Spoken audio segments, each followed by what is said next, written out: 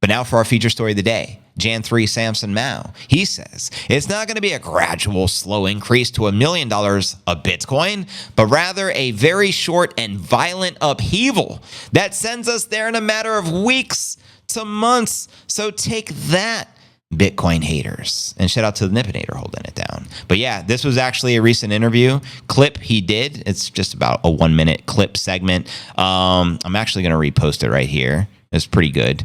I watched it this morning, and that gave me the idea for the feature story of the day. So what are your thoughts on that? When Bitcoin does truly rip like super cycle, and I'll give you some evidence to suggest that we will be in a super cycle and that we're already in one.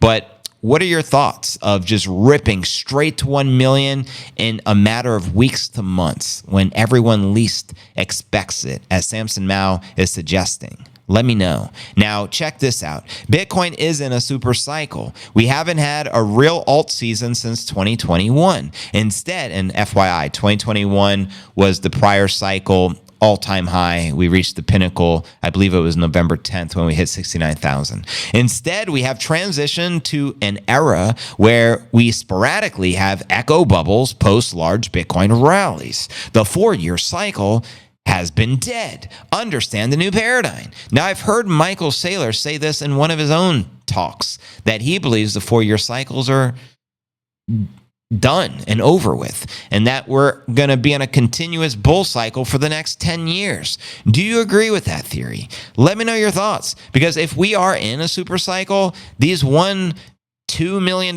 price predictions from Samson or Max Keiser become very probable. I want you to note that. Now that I shared that, I also want to touch upon here, Arthur Hayes says Bitcoin Reserve may end up a potent political weapon. Now, who was the first to prophesize the global hash wars and who actually coined that term? Max Keiser. So I got to give Max credit where credit is due. But the Bitcoin Strategic Reserve in the U.S. could be a net negative for the industry, as it could be used as a political weapon, and even reversed if Dems win the election in 2028 and decide to sell the stockpile according to the industry executive. So, for example, let's say Trump creates the stockpile, and over the course of the 4 years as president, let's just hypothetically say they acquire 1 million Bitcoin, conservative number, because that's the number Cynthia Lummis proposed, right?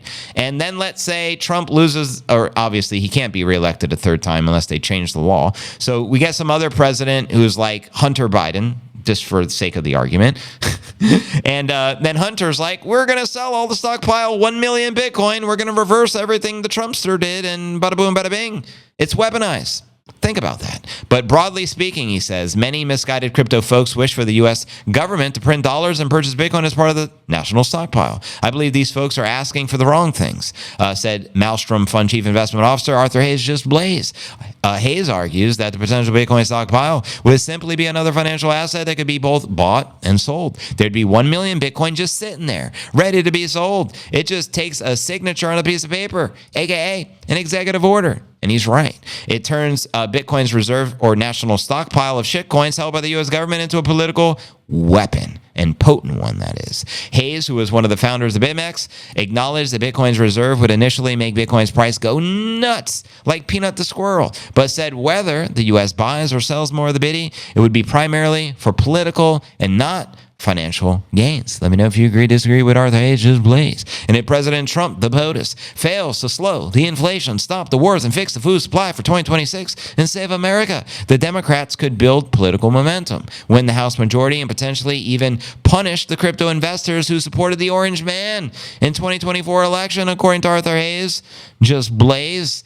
Others have been more optimistic about the prospect of the national Bitcoin stockpile. Asset management giant VanEck recently predicted the Bitcoin reserve could reduce America's national debt by 35% by 2049, while Strategy's executive chairman Mikey Saylor believes it could strengthen the U.S. dollar, help the U.S. lead the world in the 21st century digital economy. Now, Hayes acknowledged that in theory, Bitcoin can serve as a better treasury asset than most, highlighting the network's immutable code, permissionless access, and it being the purest monetary energy derivative humanity has imagined. Perfect money, impregnable, unfwittable, unconfiscatable. Speculation for the Bitcoin reserve strengthened when Trump announced the Sovereign Wealth Fund, which he just signed the executive order for, which U.S. Senator Lummis introduced the Bitcoin reserve bill, later claimed was a big deal. A strategic Bitcoin reserve under the Trump administration is still under consideration. And as you know, Trump Jr., Eric Trump, tweeted earlier today, feels like a great time to enter Bitcoin. And then all this talk about a Bitcoin plus trading at $1 on Coinbase is kind of driving me nuts. So I can't wait to get to the bottom of this. But anyways, let me know your thoughts. And do you think we'll get the strategic Bitcoin reserve? And one last quote from Arthur Hayes just blazed. The end result is miners turn off their machines as they can no longer pay for the energy required to run them.